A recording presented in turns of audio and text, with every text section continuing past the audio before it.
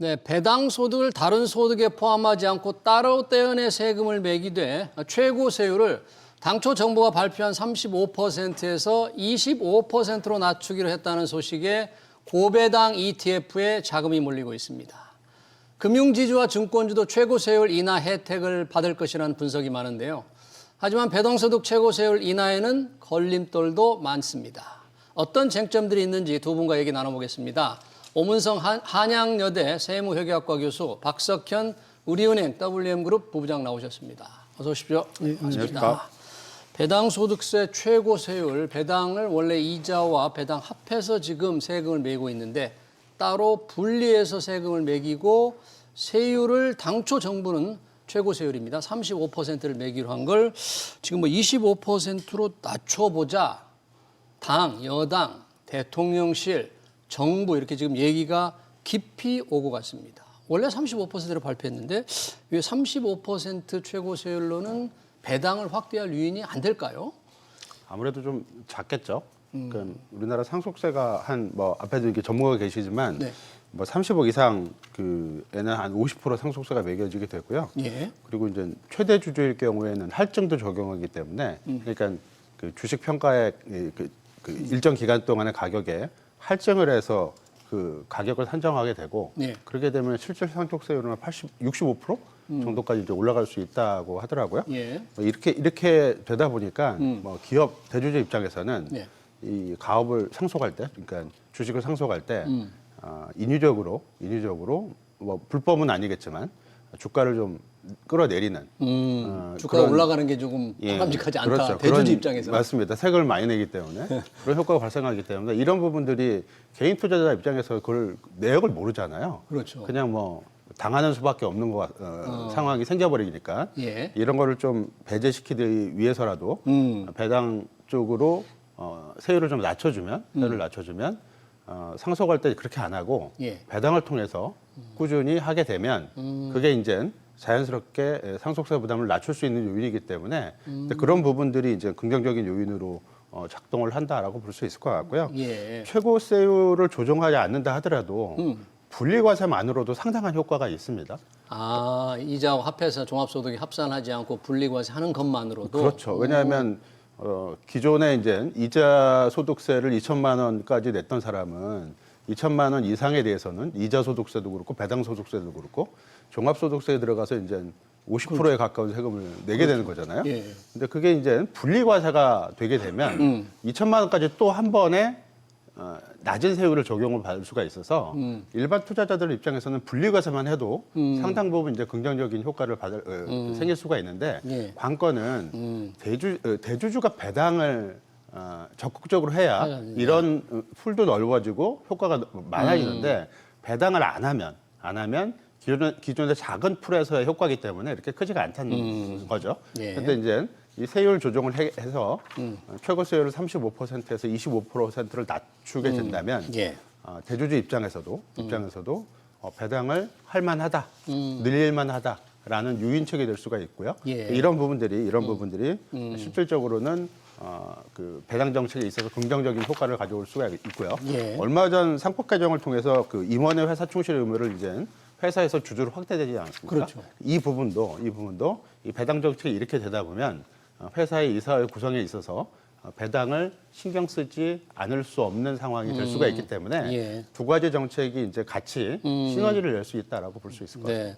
배당 소득을 이자와 합산하지 않고 분리과세하는 것만으로도 괜찮고 다만 정부가 발표한 35%는 대주주가 좀 배당을 많이 하도록 해서 결국은 소액주주들도 배당을 많이 받을 수 있게 하는데 유인책으로는 조금 부족해 보인다는 건데 세금 전문가로서 세금이 여러 가지가 있잖아요. 근로소득세도 있고 말씀하신 상속세도 있고 이 35%를 정부가 5%를 최고세율로 정할 때는 여러 가지 세율 균형 차원에서 나름 고심해서 정했을 텐데 요것만 달랑 25%로 10%포인트 낮출 수가 있을까요? 그런데 근데 뭐 낮추는 거는 낮출 수 있다고 봅니다. 낮출 왜 수 있어요? 그러냐면 일단 이건 뭐 정부가 이제 정책적으로 이런 어떤 방법을 쓰겠다고 하는 건데 이 배당소득 분리과세는 처음부터 이제 우리 분리과세라고 하는 게 종합과세하고 이제 대응되는 용어잖아요. 예.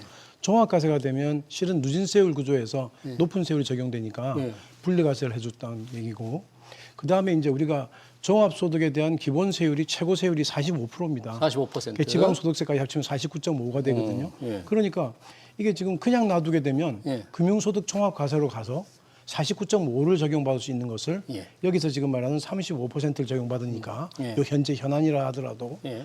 38.5가 되죠. 예. 그러니까 많이 낮춰지는데 그렇죠.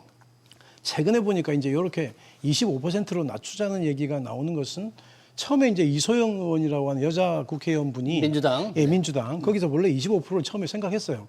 제안을 했는데 그걸 이제 35%로 정부가 냈던 건데 최근에 장이 되게 좋지 않습니까? 네. 제가 보니까 종합주가지수가 2,770부터 6월 4일부터 시작해서 지금 거의 4,200을 찍었다가 그렇죠. 다시 내려왔는데 대략 보더라도 한 45%에서 50% 정도의 현재 지금 지수가 올랐거든요. 그렇다면 거의 50%가 오른 거예요. 네. 그러다 보니까 처음에 이제 정부 들어올 때 그 이재명 대통령께서 야 우리 5천 5천의 포인트 희망을 이 얘기를 했단 쏘았죠. 말이에요. 그 했는데 이게 정말은 뭐 희망사항이었는데 지금 와서는 희망사항이 아니라 눈앞에 왔다 갔다 하는 거예요, 지금. 4,200을 찍고 다시 내려가고 또 올라가고 하니까 야, 이러다 진짜 5,000 찍겠네 이런 생각이 이제 정부에서는 들고 그러다 보니까 야, 그거 이번에 35% 했던 것도 25%좀 내려봐. 내려가지고. 여기 좀 더 불을 좀 끼얹자 하는 그런 생각에서 혹시 조정받지 않도록 조정받을 때 이런 게 좀 상승 동력이 그래서 되게. 지금 정부도 굉장히 이 부분에 대해서 민감하게 예. 어찌 보면 뭐 국민들로 하여금 나쁜 건 아닌데 예. 다만 일단 하여튼 이런 거를 통해서라도 도움을 줘서 지수가 올라가는데 도움을 주겠다라고 하는 그런 의도를 가지고 있는 것 같습니다. 네. 예. 배당 소득세 최고세율을 낮춘다고 하니까 이렇게 합의가 뭐 아직 최종적으로 된 건 아닙니다만 이 소식이 전해지니까 뭐 금융지주회사, 증권회사 주가들이 많이 올랐고 또 고배당 ETF에도 자금이 엄청 모인다는데 이게 주로 혜택을 보는 게 금융 관련주입니까 이게? 뭐 대체적으로 맞는 얘기고요. 그 지난해 코스피 전체 기업의 배당 금액이 그 45조 6천억 원을 배당을 했습니다. 45조 6천. 우선주 네. 다 합쳐서 이때 이제 배당 수익률을 뽑아보게 되면 지난해 말 기준이죠. 말 기준으로 그때 시가총액 기준으로 보게 되면 한 2.3%의 배당 수익률이 나왔고요. 주가분의 배당금, 시총분의 맞습니다. 배당액 예. 2.3%. 업종별로 보게 됐을 때 시장 전체가 2.3%인데 네. 은행 업종이 4.7%. 아, 배당 수익률이 두 배가 약간 넘죠. 예. 보험업종이 4%, 그다음에 증권업종이 3.7%, 그리고 자동차가 6%예요. 자동차가 그렇게 배당 많이 예, 했어요? 현대차가 배당을 상당히 많이 하는 기업이기 때문에 배당 수익률이 상당히 높습니다. 그리고 예. 현대차 주가가 밸류에이션이 상당히 낮아요. 낮기 때문에 배당 수익률이 의외로 자동차 업종이 전체 업종 중에서 가장 높은 배당 수익률 기록을 하고 있고요. 금융주가 가장 높은 줄 알았어요. 네, 자동차가 높습니다. 여기 이제 부품주는 제외하는 건데 부품주 역시 이에 못지않게 한 4%대가 되기 때문에 네. 자동차 상당히 높고요. 예. 통신 서비스 업종이 5.5%. 통신주도 뭐 KT 같은 네, 거 원래 배당을 좀 많이 전통적으로 해왔죠. 이제 높은 업종이고요. 호텔 레저 업종도 4.2%. 이 호텔 레저 업종은 강원랜드가 배당을 상당히 많이 합니다. 강원랜드가요? 예, 그렇기 때문에 이게 이제 포함이 되어 있는 거고요. 일단 올해 업종 그 이익 창출 이런 측면 좀 변화가 있습니다. 어떻게요? 통신 서비스 같은 경우는 예.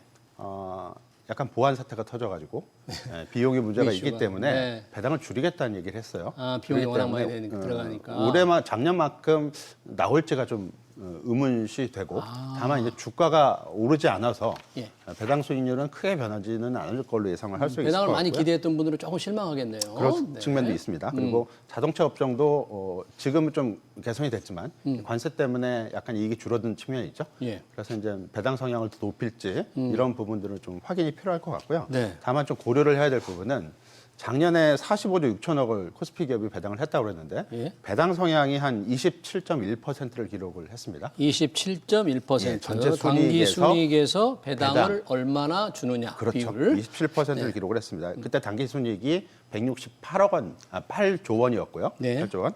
올해 예상되는 코스피 기업의 순이익이 216조 원입니다. 예. 상당히 많이 늘어나긴 하는데 네. 문제는 올해 주가가 70%나 올랐다라는 겁니다. 그러니까 작년하고 똑같은 배당을 하게 되면 배당 수익률은 뚝 떨어지고요. 그러네요. 배당 성향을 만일 작년처럼 27%가 아니라 네. 30%로 높여서 네. 시장 전체 배당 성향을 30%. 낮은 숫자가 아니거든요. 그렇죠. 그렇게 했을 때도 배당 수익률이 2%가 안 됩니다. 그 배당 투자의 매력이 좀 주가가 올라버리니까 올라서, 예, 떨어질 분모가 수밖에 올라버리니까 없죠. 조금 낮아졌네요. 배당 성향이 40%로 높인다. 높인다. 40%면 선진국 배당 그 성향하고 거의 똑같은 수준이기 때문에 궁극적으로 지향하는 배당 성향이 될 수가 있습니다. 네. 이 정도까지 단번에 올라간다라고 하게 되면 올해 순이익 기준으로 배당 금액이 85조 원 정도를 기록을 하기 때문에 예. 상당히 많이 거의 2배 가까이 배당이 올라가는 건데 이렇게 됐을 때도 배당 수익률은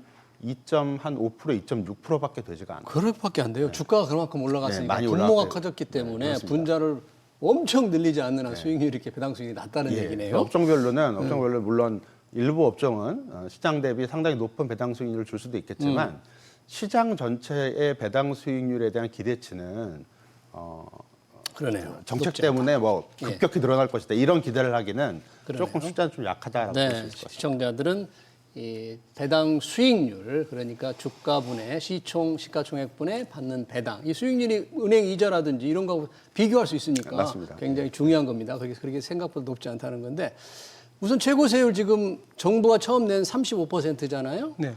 그런데 우선은 최고 세율만 낮춘다는 쪽으로 얘기가 되고 있는데 그러면 그 혜택을 그것만 낮춘다면 누가 혜택을 제일 많이 받는 겁니까? 제일 많이 본 사람은 이제 위에 세율이 적용된 사람이겠죠. 그게 얼마나 그러다 될까요? 보니까 그 대상자? 지금 보니까 조국혁신당의 차규근 의원이 이제 조사한 게 있던데 2023년 기준에 전체 배당 소득 중에서 상위 1%가 차지하고 있는 비율이 뭐 46%다 이렇게 얘기했어요. 46%가 이게 보니까 전체 배당 소득이 한 30조 2천억인데 배당 소득이 13조 8천억이더라고요. 0.1%가 받은 게. 0.1%가 예. 근데 이게 왜냐하면 뭐 대주주들이 받는 그 금액이 엄청 크잖아요. 예. 그러다 보니까 이제 이런 문제가 벌어지는데 그러다 보니까 이제 밑에 단계에서도 좀 줄여줘야 되지 않느냐 하는 얘기들이 나오거든요. 밑에 단계가 지금 2천만 원 이하는 14%, 그다음에 3억 원 20. 이하는 20%잖아요. 예. 그리고 거기도 이제 낮춰라.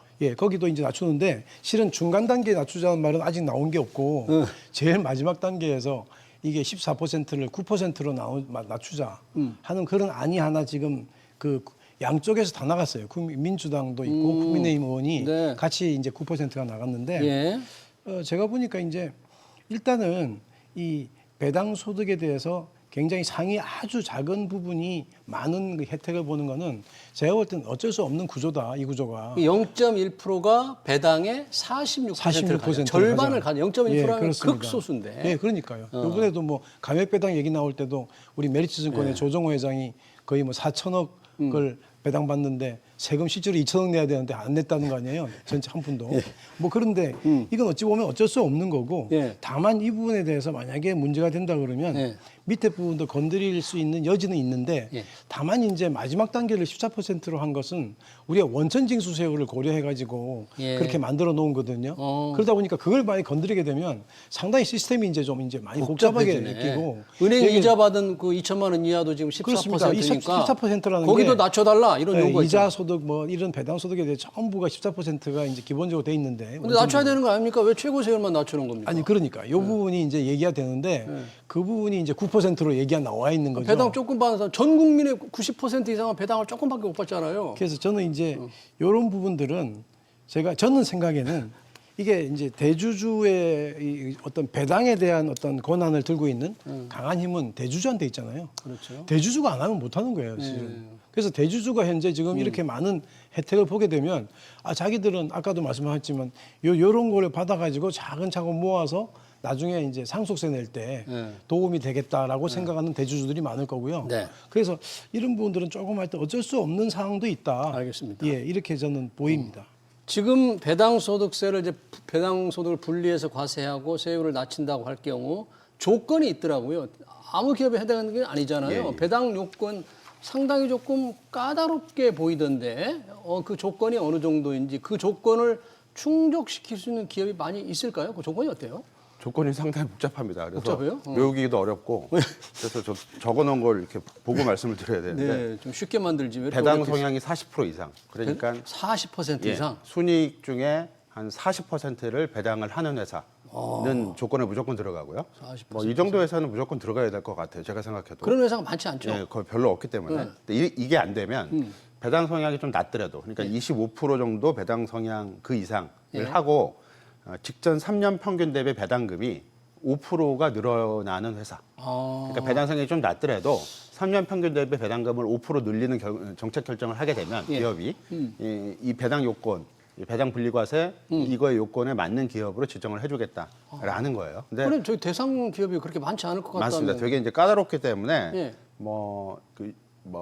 전체 상장사 중에 한 400개 400개. 정도로 추정을 하고 있고요. 예. 비율로는 한 20%가 좀 안 됩니다. 한 17, 18% 되는 것 같고 주로 이제 제조업이 많아요. 제조업이 한 200여 개 정도가 되는데 제조업이요? 예. 근데 이제 비율로는 워낙 제조업 숫자가 많기 때문에 비율로는 전체가 아까 17, 18%를 했는데 비율로는 15% 밑으로 이제 잡힐 수 있는 것 같고 네. 금융회사가 이제 비율로는 많습니다. 비율로는 한 40% 정도 해당할 것으로 추정을 하고 있고요. 네. 숫자로는 한 20개, 30개 정도. 숫자는 그렇게 많지 않고요. 예. 여기서 이제 보게 되면 금융회사가 상대적으로 이런 부분들이 좀 여유 있게, 여유 있다기보다는 비율적인 측면에서는 좀 많이 포진이 돼 있다라고 봐야 될 것 같고요. 네. 지주 회사들은 이런 비율에 조금 들어가는 데도 있고 안 들어가는 데도 있는데 금융 지주들 중에서요? 아니 일반 지주에서 일반 사업 지주 기업들. SK나 예. LG나 LG 나? 두산 이런 지주 회사들이죠. 예. 사업 지주 회사들 말씀드리는 건데 이 회사들은 이제 배당을 받기도 하고 배당을 주기도 합니다. 대주주한테 주고 또 자회사들한테 배당을 받죠. 예. 그렇기 때문에 이 회사들은 이 요건을 무조건 충족시키기 위해서 정책적인 노력을 강구할 가능성이 좀 높다라고 볼 수 있을 것 같고요. 그래서 제조업의 사업 지주 회사들. 네. 당장 여기에 포함되지 않는다 하더라도 법안이 실행이 되고 언제부터 이 법안이 이제 적용이 될지는 추후 논의 과정이 좀 필요할 수 있는데 여기에 맞추기 위해서 좀 노력을 하지 않을까라고 시장에서 기대를 하고 있는 것 같습니다. 예, 그러네요. 제가 조금만 이거 부연 설명드리면요. 배당 이게 이제 요건이 좀 복잡한 것도 당연히 문제가 되지만 실제로 이렇게 복잡하게 만들면서 요건을 엄격하게 만들어 놓으니까 배당 소득 분리과세를 통해서 시장에다 어찌 보면 에너지를 주겠다라고 만든 제도인데 그렇죠. 실제 적용되는 그 기업이 별로 없으면 네, 이게 별로 효과가 없는 거죠. 이게 이제 첫 번째 문제이고 두 번째는 이 투자하는 요 이제 논리가 뭐냐면 이 투자자들이 이런 기업에 대해서 자기들이 선호해 가지고 예. 그 기업에 대해서 투자하고 그렇게 투자가 많아지면 기업의 주가가 오르고 예. 뭐 이런 걸 기대하는 거잖아요. 예. 근데 투자하는 시점에 요 요건에 맞는지 안 맞는지는 몰라요. 아, 지나봐야 알아요. 지나봐야. 지나봐야. 그렇죠. 왜냐하면 지금 보면 전년 대비 현금 배당이 감소하지 않는 상장법인, 배당 성향 40% 이상이거나 그렇죠. 배당 성향 25% 이상이면서 직전 3년 평균 대비 5% 이상 뭐 이런 말을 한다는 거는 이건 지금 현재 나중에 사후적으로 이게 나오는 거예요. 그러면 안 되겠네. 좀 그렇다면 쉽게 누구나 예를 들어서 판단할 수 있게 투자자들이 만들어야지. 투자를 했는데 이게 그렇게 될 줄 알고 나중에 보니 그렇게 안 돼버리면 자기네 의도하고는 전혀 다른 게 돼버리잖아요. 예. 그래서 이게 지금 이런 어떤 방법이라고 하는 게 적정한가 하는 건 잘 생각해봐야 돼요. 왜냐하면 투자는 이걸 투자자들을 끌어서 네. 그 기업의 주가를 올리고 그 기업의 주가 올라가니까 예를 들어서 대주주는 좋아서 또 배당하고 네. 이게 선순환이 돼야 된다는 얘기인데 네. 이게 지금 나중에 알고 이제 이 문제가 결판 나는 거는 나중에 지나고 나중에. 나서예요. 그래서 이게 참 큰 문제다. 저는 이게 생각합니다. 부부장님. 약간 한 가지만 더 말씀을 드리면 방금 해주신 말씀이 전적으로 맞고요. 전적으로 맞고 일반 투자자들은 전문적으로 분석하는 사람들은 삼성전자의 영업이익이 내년에 얼마 될지 올해 얼마 될지 추정을 할 수가 있습니다. 예. 그리고 배당을 얼마 할지도 추정을 할 수 있고 예. 그래서 이제 다 뽑아봐서 시장 전체 배당 수익률이 얼마다. 일반 투자자들은 이건 전혀 할 수가 없죠. 그렇죠. 전혀 알 수가 없기 때문에 이런 제도가 있다고 해서 배당을 많이 하는 투자에 그냥 맹목적으로 투자하기보다는 이거를 전문적으로 하는 기관이 이런 펀드를 만들 수가 있습니다. 펀드를 예, 펀드나 ETF를 만들 수 있겠죠. 예. 그러니까 이런 부분들도 같이 좀 고민이 필요하다는 얘기죠. 예. 그게 만들어 놓으면 그 전문적인 기관 분석을 그러니까 기업 분석을 하는 쪽은 이 집단으로 몰아놓고 여기에 투자를 할 수 있게 물론 그게 다 되진 않겠지만 예. 상당수 기업들이 조건에 맞는 기업들이 있을 수가 있고요. 예. 그러면 이게 집단 투자를 통해서 그런 소기의 성과를 볼 수가 있는 거기 때문에 예. 어떤 세부 시행적인 측면에서 이런 부분들도 충분히 좀 고려할 필요성이 좀 있지 않을까 보고 있습니다. 맞는 말씀입니다. 그 배당을 많이 하는 기업으로 구성된 ETF에도 뭔가 세금 혜택을 조금 이렇게 배당 소득세 최고세율 낮추지 좀 주면 어떨까요? 지금 불가능합니다. 아 불가능해요? ETF 투자 많이 하는데? ETF 약간 집단 투자 성격이잖아요. 예. 이번 대상에서 다 제외가 됐습니다. 그럼 안 되겠는데 개인 투자 소액 이 배당 소득세 최고세율 혜택을 누리는 사람은 0.1%다. 그러니까 개인들도 주식 보유가 일반적으로 주식 보유 금액이 얼마 안 되잖아요. 네. 그러니까 배당 받아봐야 뭐 얼마 얼마 안 받겠습니까? 되죠, 일반인들은. 솔직하게. 교수님 많이 받으신지 모르겠는데 전 조금 받습니다. 조금 받아요. 그러면 이제 세율 인하 혜택을 못 보잖아요. 못 보죠. 그러니까 최고세율 35%를 25%로 낮출 때 예. 밑에도 낮춰야 된다는 주장은 합리적입니까? 어떻습니까? 당연히 저는 밑에 있는 사람들은 그렇게 해달라고 할 것 같아요. 근데 왜 우리 시청자나 투자자들은 그런 요구를 지금 별로 안 하는 건가요? 별로 안 해요. 근데 지금 근데 지금 그 국회의원 두 분이 그 9%라고 하는 안을 9% 지금 14%가 아니라 발의해놓은 9%? 예, 밑에 거 제일 밑단계에서 9%라고 지금 안을 내놨기 때문에 그런 어떤 시장 수요가 있다고 자기들은 감지하고 있는 거죠. 네, 그러네요.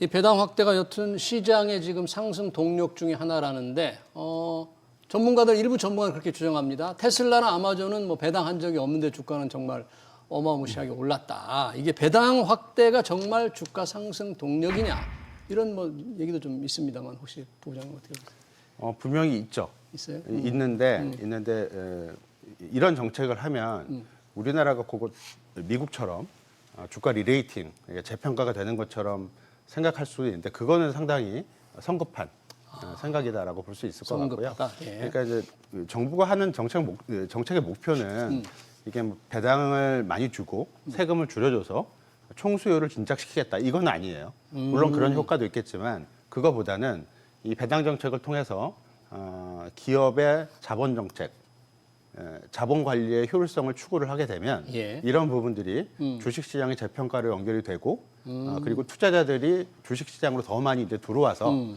생산적 금융을 확대시켜 나간다라는 게 궁극적인 정책 목표거든요. 네. 이 목표는 정말 방향을 잘 잡은 거고요. 제대로 된 정책 방향이라고 볼 수가 있어요. 네. 근데 문제는 이걸 바라보는 속도죠. 속도와 그러니까 이걸 빨리 먹고 싶은데 그렇게 빨리 먹을 수도 없고 왜냐하면 아까 말씀드렸듯이 작년에 우리나라 전체 기업의 배당액이 45조 예. 정도였는데 그러니까 이 관리의 목표가 궁극적으로는 결국은 ROE, 자기자본 이익률을 높이는 거거든요. 예. ROE의 구성이 분모가 자기자본이고 이 분자 위에 있는 게 기업이익입니다. 예. 기업이익 부분은 정부가 터치할 수 있는 부분이 아니기 때문에 밑에 분모에 자기자본을 관리를 해주는 게 이 정책 목표예요. 예. 근데 이 정책 목표인데 우리나라 코스피 기업의 자기자본 규모가 올해 예상치로 거의 3,000조 정도가 됩니다. 네. 45조의 배당을